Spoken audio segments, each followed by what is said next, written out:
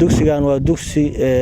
boqolkiiba boqol aan oran karno waa dugsi bulsho oo bulshada gaalkacyo ay leedahay degmada gaalkacyo waliba anigoo gudoomiyaha degmada ah si dhow baan ula socday iskuulkana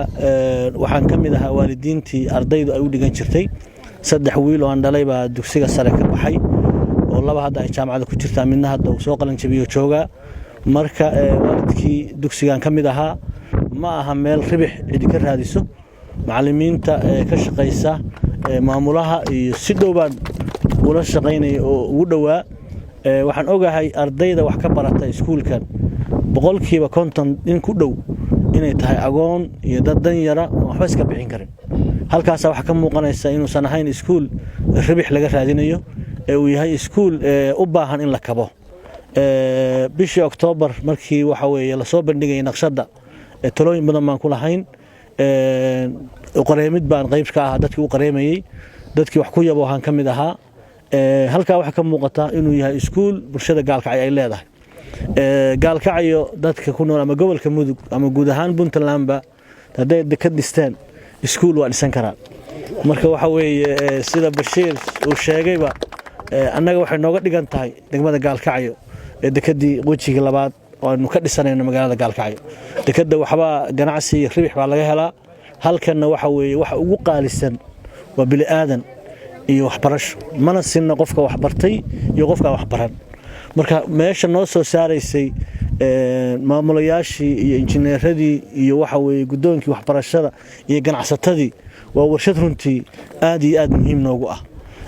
in waxbarashadeennina caalwaagii laga saaro waxbarasho standard ah oo caalamka la jaan qaadi karta aynu u gudubno waxa weeye 20 sano ka bacdi waxa weeye runtii aad bay muhiim noogu tahay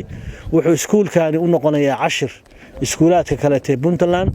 oo ku jira marxaladda caalwaaga ah ama marxaladda ka fursan waaga ah oo dadka wax lagu barayo si aan ahayn si standard ka waafaqsan waxaan rajaynaynaa ilaahay ka rajaynaynaa in ay noqoto ku dayasho fiican iskuulka Xaaji Cali Biixi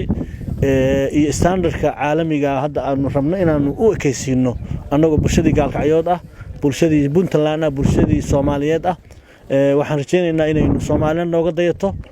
reer Puntland nooga dayadaan insha Allah taala sanad dugsiyeedka soo socdana annagoo caafimaad qabna aynu xariga ka wada jirno waxaan rabaa inaan ugu baaqo dadka adeeraaydo waxaan rabaa inaan ugu baaqo dadka muxsiniinta ah oo khayrka jecel meeshaan inay tahay meeshii sadaqada jaariyada ahayd wax lagu baranayay aad iyo aad baan uga mahadcelinayaa cid allaale cidii maalkeeda ku bixisay oo reer Doomis ay ugu horeeyaan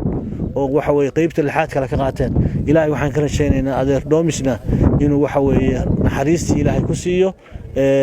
reer Doomis oo dhanna oo ku xifdiyo maalkooda iyo awlaadooda iyo sharaftooda iyo cirdigooda ganacsatada kale waxay haysataa iyo cid allaale cidii waxay haysataan waxaan leenahay aynu ka qayb qaadana mashruucan waa mashruuc khayriya waa meel lagu soo saarayo mustaqbalkii barito hadaan la soo bixin mustaqbalkii barito waxa weeye dadku horumarkiisa iyo horkuciisa wuxuu noqonayaa baalkii waxaan meel fiican gaarin hay'adda tadaamun waxaan ku naqaanaa hay'ad khayriya inay tahay iyada laftigeeda ribix raadin mashaariic badan oo bulshada wax ku ool waxna wada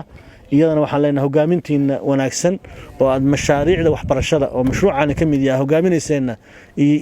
jazaakumullahu khayral jazaa miisaankiina xasanaadka Allah inuu ku daro dhammaan